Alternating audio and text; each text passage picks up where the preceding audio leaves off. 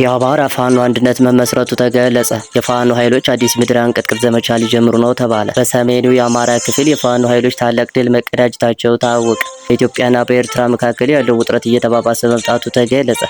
የታጠቁ የመንግስት ሚሊሻዎች ኬላ ዘርግተው ሹፌሮችንና ተሳፋሪዎችን ለመዝረፍ የተቀጠሩ ኃይሎች ናቸው ተባለ። ሐሰተኛ የብር ኖቶችን ለመሸጥ ሲንቀሳቀሱ የነበሩ ግለሰቦች በቁጥጥር ስር መዋላቸው ተገለጸ። ሰላም ጤና ይስጥልን። የኢትዮ ስታር ዝርዝር ዜናዎችን አስደምጣችኋለሁ። ከዜናዎቹ ጋር አብርሃም ሙሉጌታ ነኝ። አብራችሁ ይቆዩ።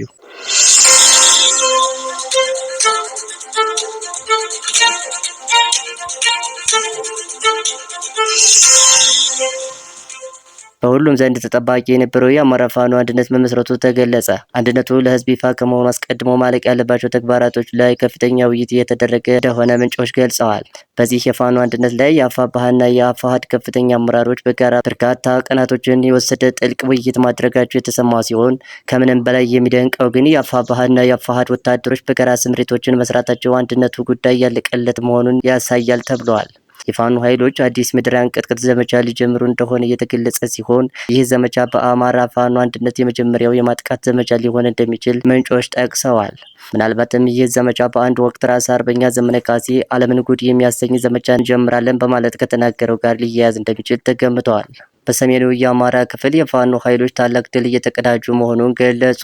በመተማና በአርማጭሆ ቀጠና የሚገኘው የመንግስት ኃይል በፋኖ ኃይሎች በተወሰደበት የማጥቃት እርምጃ ሙሉ በሙሉ ከፍተኛ ጉዳት ማስተናገዱን የፋኖ ኃይሎች አስታውቀዋል። ይህ አውደ ውጊያ ከ10 ሰዓት በላይ የፈጀ ሲሆን በዚህ አውደ ውጊያ ላይ ከ253 በላይ የመንግስት ታጣቂ ኃይሎች እርምጃ እንደተወሰደባቸው የተገለጸ ሲሆን ቀሪው የመንግስት ኃይል ከነሙሉ ትጥቆቹ ለፋኖ እየሰጠ ነው በማለት ገልጸዋል። በአጠቃላይ በዚህ አውደ ውጊያ ላይ ዲሽቃን ጨምሮ ከፍተኛ ቁጥር ያለውን የነፍስ ወከፍና የቡድን መሳሪያ መማረኩ ታውቋል። በኢትዮጵያና በኤርትራ መካከል ያለው ውጥረት እየተባባሰ በመምጣቱ የተባበሩት መንግስታት፣ የአውሮፓ ህብረት እና የአፍሪካ ህብረት ኮሚሽን አልጀርስ ስምምነት የተፈረመበትን 25ኛ ዓመት ምክንያት በማድረግ ሁለቱ ሀገራት ሉዓላዊነታቸውና የግዛት አንድነታቸው እንዲያከብሩ ጥሪ አቅርበዋል። የአፍሪካ ህብረት ኮሚሽን ሊቀመንበር የአልጀርሱ ስምምነት የተፈረመበት 25ኛ ዓመት አስመልክተው ባወጡት መግለጫ ላይ ኢትዮጵያና ኤርትራ ለስምምነቱ ያላቸውን ተገዥነት እንዲያድሱ ጠይቀዋል። በኦሮሚያ ክልል በሆሮ ጉድሩ ወለጋ ዞን 2 የኢትዮ ኦርቶዶክስ ተዋሕዶ ቤተ ክርስቲያን አባቶች በታጣቂዎች ከተገደሉ ቀናት ቢቆጠርም አስከሬናቸው እንዳልተነሳ ቢቢሲ ገልጸዋል።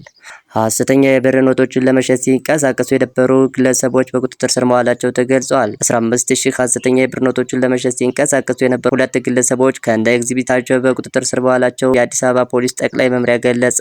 ናታኒም ፍጹም የተባለው ግለሰብ ከግብረ አበሩ ሚኪያስ ዳባ ጋር በመሆን ምንጩ ያልታወቀ 15000 ሐሰተኛ የብር ኖቶችን በ8000 ትክክለኛ የኢትዮጵያን ብር ለመሸጥ ሲንቀሳቀሱ ግለሰቡ ለፖሊስ በሰጠው ጥቆማ ፖሊስ ተጠርጣሪዎች በቁጥጥር ስር ሊያውላቸው ችሏል በማለት የአዲስ አበባ ፖሊስ ገልጿል። የታጠቁ የመንግስት ሚሊሻዎች ህግን ለማስከበር ሳይሆን ሹፌሮችንና ማህበረሰቡን ለመዝረፍ የተቀጠሩ ኃይሎች ናቸው ሲል የሹፌሮች አንደበት ገለጸ። በአሁኑ ጊዜ በተለያዩ የሀገሪቱ አካባቢዎች ያሉ መንገዶች ላይ ኬላ ዘርግተው ህዝቡንም ሆነ አሽከርካሪዎችን በማንገላታት ተጠምደዋል በማለት ምሬት በተሞላበት አገላለጽ ጽሑፉን አስፍሯል። መንግስት ያሰለጠነውንና ያስታጥቀውን ኃይል ህግ ማስከበርና ዜጎችን ተንቀሳቅሰው የመስራት መብታቸውን ለማስጠበቅ እንዲሰሩ ከማድረግ ይልቅ በከተሞችና በቀበሌዎች መንገድ ላይ ኬላ ዘርግተው ሹፌሮችንና ተሳፋሪዎችን በመደብደብና በመዝረፍ ተግባር ላይ እንዲሰማሩ ነው ያደረገው በማለት መንግስትን የሹፌሮች አንደበት ወቅሷል። ከዜናዎቹ ጋር አብርሃም ሙሉጌታ ነበርኩ። ጤና ይስጥልን።